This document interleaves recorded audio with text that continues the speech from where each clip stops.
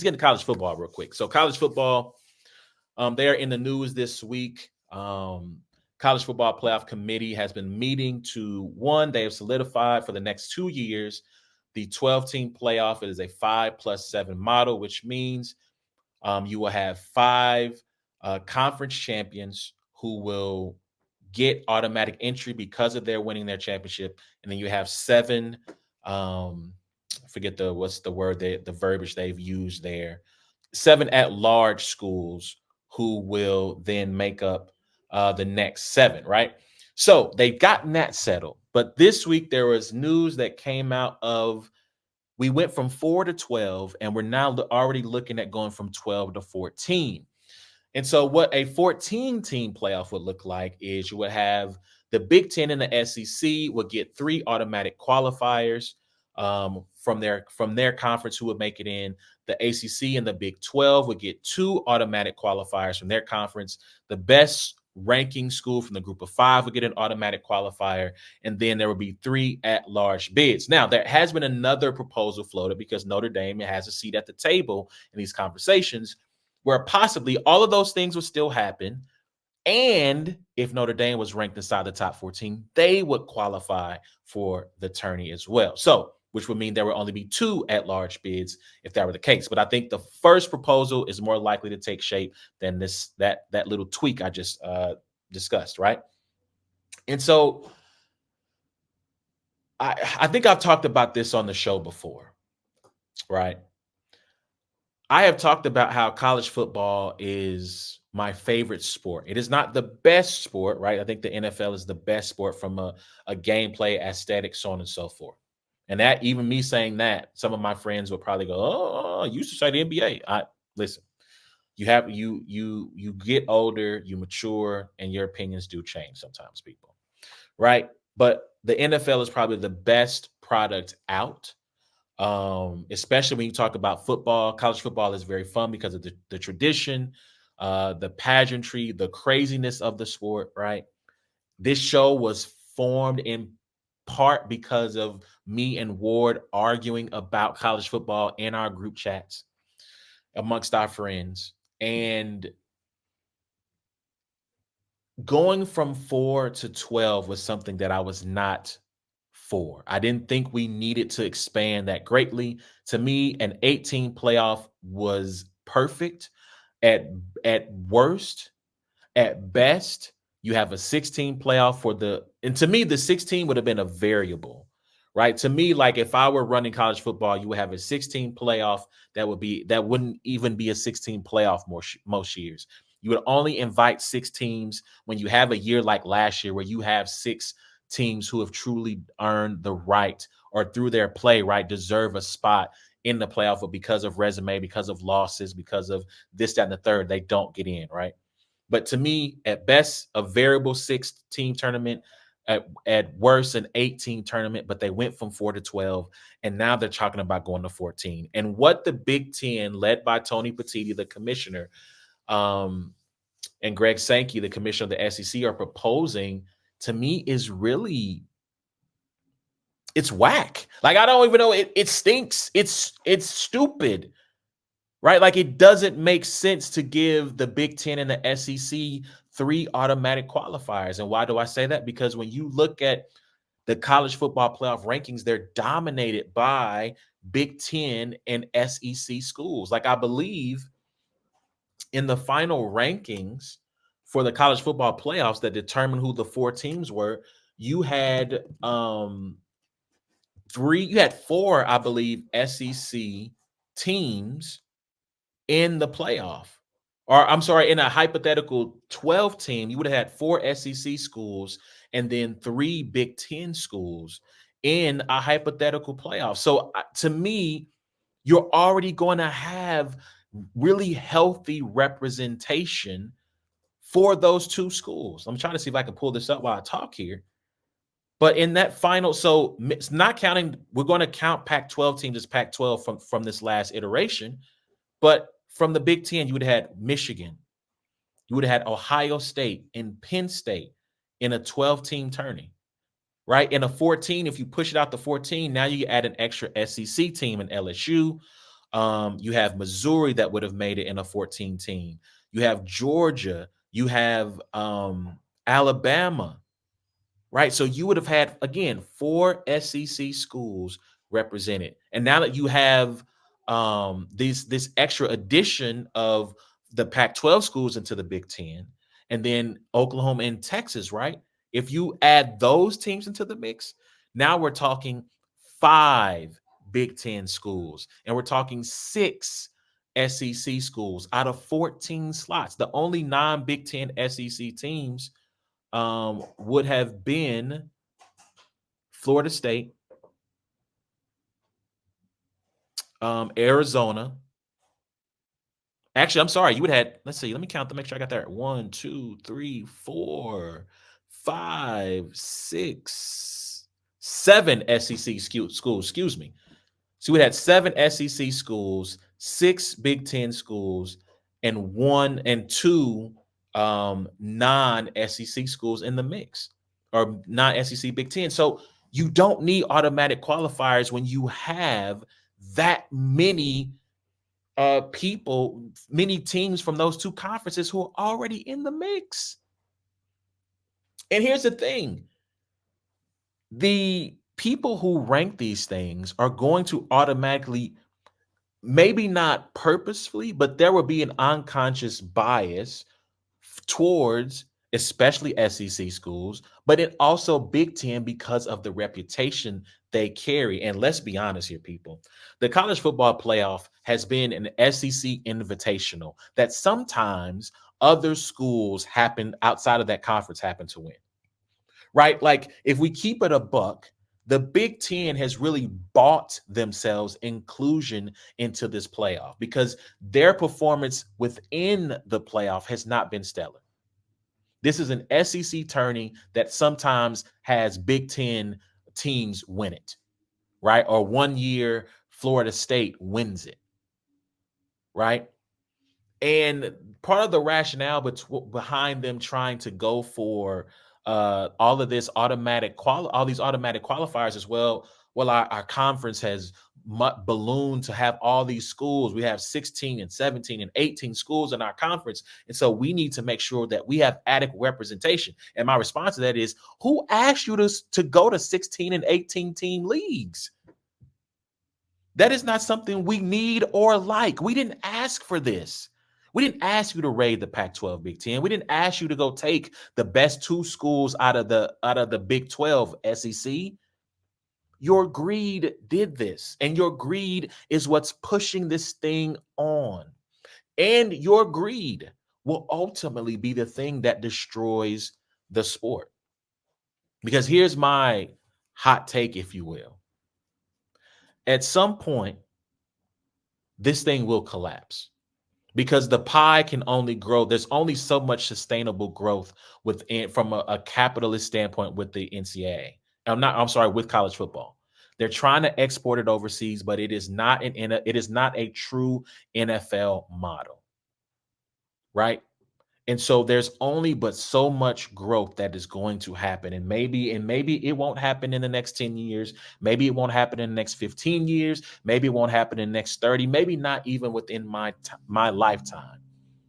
But at some point, this thing is going to get so out of hand that you're going to have regional schools go, it was better. What we had was better than what we got now. And they'll break away. Sure as I'm living and breathing, it will happen at some point. They're going to break apart. This thing will not last forever because the greed, the pettiness, and the ego will get in the way and destroy it at some point. Listen to me now, believe me later on. I don't know when it's going to happen, but it will happen someday. So hopefully, cooler heads will prevail. People will make wise decisions. And this committee will say, you know what, we're going to stick to 12 for the next 10 years. And at some point, maybe we'll push it out to 16 because it's going to happen eventually. They're going to go from 12 to 16. I wouldn't be surprised in 20 years if they try to go to 24. because this entire thing is about money. It's not about having the kids' best interests at heart. It's not about doing the best thing for the fans. It's about how much money can we stuff in our pockets. And I will close this segment on this.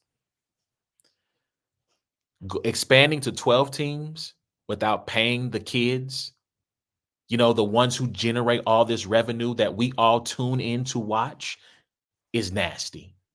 Expanding it to 14 teams without not NIL, not endorsements, but without Notre Dame, Texas, Bama, Michigan, Ohio State, Clemson, Florida State, Georgia, without them cutting checks from these universities directly into these kids' pockets, because they are true workers. They're not student athletes. They are employees. Without them cutting them a check, it's nasty work. It's disgusting. And as long as that practice continues of not paying the players, there will never not be a time where I talk about college football and expansion of conferences or playoffs or TV deals or what have you, where I don't say you need to pay those kids what they're worth. Well, A1, how do you know what they're worth? I don't. Figure it out. But make sure they get their bread, because they're the reason you can sell this game for billions of dollars to ESPN and Fox and NBC and whoever else you decide to shill out to. Let me know what y'all think about that, man. Should the college football playoff expand to 14 teams? Should the Big Ten, should there be automatic qualifiers? Forget should the Big Ten or the SEC have them. Should there be automatic qualifiers at all? Matter of fact, there's one other stat I forgot to say about this too. SEC and the Big Ten are talked about as the best conferences, right? Like this is without dispute, without a doubt, right? And I do want to give credit to the SEC for being so dominant. They are the best conference in the country. So what I want to, when I talk about this last final talking point, it is simply to illustrate this.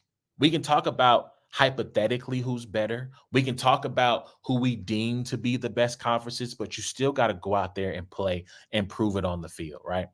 So non-con records for each of the Power Five last year. 3 of the conferences had records that were 500 or better. Do you know which 2 conferences had below 500 non-con records? If you would have said the Big Ten and the SEC, ding, ding, ding, ding, ding, you're the big winner. The ACC went 10-9. Big 12 went 6-6. Big 10, 5-8. Pac-12, 7-3. The SEC, 7-9. So when we talk about who the best conferences are and who are the most deserving and who's earned the spot, let's not always be so quick to side with the SEC and the Big Ten, because these other guys play football too. They got good kids playing at these schools too. All right. I'm off that, man. Let's keep it moving. Let's stay in the world of college sports real quick. Let's talk college basketball real quick. And I hate I didn't get a chance to record last week because I really wanted to get into this topic. But court storming. What are we doing with it? We're going to keep it. We're going to allow it. Should they do it? Should they not? Right. So if you haven't kept up, if you haven't been under a rock, you didn't see the story, Wake Forest plays Duke at Wake Forest. Really good game, by the way. Really entertaining back and forth game. Wake Forest pulls it out at the end. Kids storm the court. Their best player, Kyle Filipowski, he's not moving very fast to get off the court, to be honest. A kid runs into his knee. Honestly, the kid had a phone in his face trying to run by him and go, "Ha, sucks to be you." And he hits his knee. Thankfully, Kyle Filipowski is okay. And he played in Duke's last game, and he appears to be able to continue his season. Thankfully, it was not something worse, right? And so this kicked off this entire firestorm of court storming. Should they allow it? Should they let this happen? And so on and so forth. And here's the thing. Court storming should absolutely be banned. It is very dangerous because you have all these people running onto the court. There have been stories of people, I forget what school it was, but there was a person who got trampled. They had a heart attack and died, right? I think there was either a sports writer or a player whose leg got broken because of fans rushing the court, right? And so this is a huge liability that the school takes on, that if something catastrophic happens where you have multiple kids who get trampled, who get hurt, who are severely hurt and potentially die, that school is now liable for the deaths of those children and could face litigation, right? They could face serious consequences if a star player has his leg torn up or her leg, because Caitlin Clark got bumped into. If a star player gets hurt during one of these court or field stormings and their career, their future professional career is impacted by that, a school could be liable for the damages to that person's then health and then future earnings as a professional athlete, right? So should they allow it? No, they absolutely should not allow it. Now, having said all that,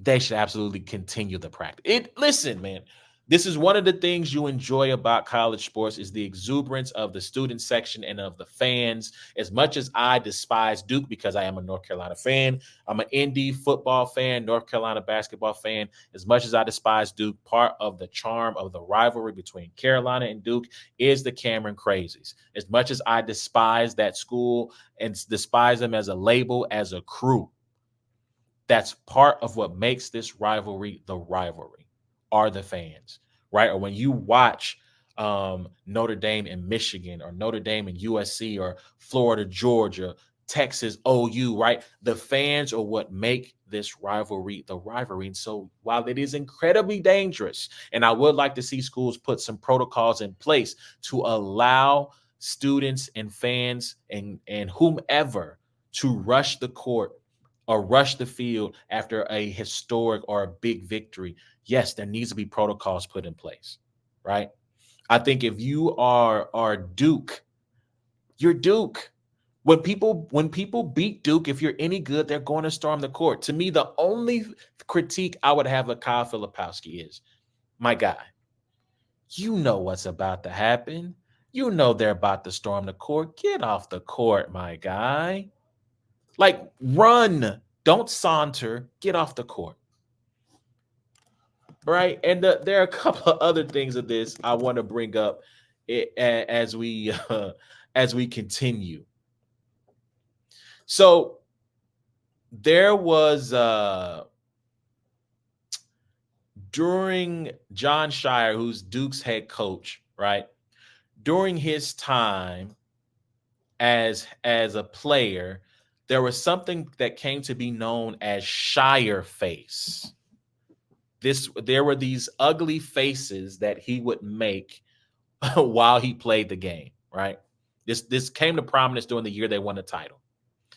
And while he's shaking hands with Steve Forbes, the head coach of Wake Forest, there was an incredible Scheyer face moment, right? So I'm going to just bring this up on the screen real quick so you can see it, and hopefully you can get a good look at this. This is Scheyer face. Look at that whole top row up there. That is Scheyer. I mean, it was just a really nasty, bitter beer face from Scheyer in that moment. All right. Sorry, I just had to point that out. But last thing I'll say, or one more thing I'll say about this. I think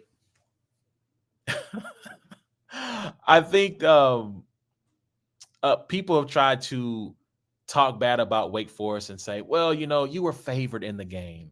You got to act like you've been there before, right? Like, you beat Duke last year at home. And I just want to say this. I got a couple of stats about that, right? So since 2000, Wake is 9-39 since 2000 against Duke. They're 8-14 at home. They're 1-25 on the road. Yes, they've beaten Duke in back-to-back years, but before that, they had not beaten Duke at home since the 2019-2020 season. They have not had back-to-back home wins versus Duke since 2007. What are we talking about? You were favored, so why are you storming the court? They're Wake Forest. What do you mean? Why are they storming the court? This isn't Carolina, and Carolina has stormed the court after some big wins against Duke in like the last 5 years. But This like Josh Howard is not walking through that door. CP3 is not walking through that door. Tim Duncan and Randolph Childress, they're not getting that caliber player year in and year out. So most years they are the whipping boy for Duke. Duke is coming to town and they're putting in work and they're going back to Durham. So yes, when Wake Forest beats Duke at home, until they consistently beat Duke at home, they're going to storm the court, guys. And so if you're Wake and you know this, and you have a decent team that has an opportunity to beat Duke, you have to have some protocols. I think the best idea I've heard is once the game is over, you put a timer up that says 30 seconds. 30 seconds. We'll put the clock. We have a clock on the scoreboard. 30 seconds. We allow the players to get off the floor. We allow them to shake hands. The opposing team can leave, and you can come rush the floor and still enjoy that win with your team. I think that's a fair compromise, right? And then hopefully security is doing everything they can to help people get out of the stands onto the court and watch for any instances of someone who might trip and fall so that they don't get seriously hurt. But to close, court storming is super dangerous. However, it's a part of what makes college sports. So let's find a way to not ruin that too, like you ruin almost everything else with this great sport of basketball and football. Let's fix it, make it safe for everyone, and make it so that we can enjoy those sporadic and great moments in sports. So let me know what y'all think, man. Should court storming be allowed? How should we handle it going forward? Hit us up at Brains and Bars on Facebook, IG, and Twitter. All right, a couple more things. We're about to get out of here.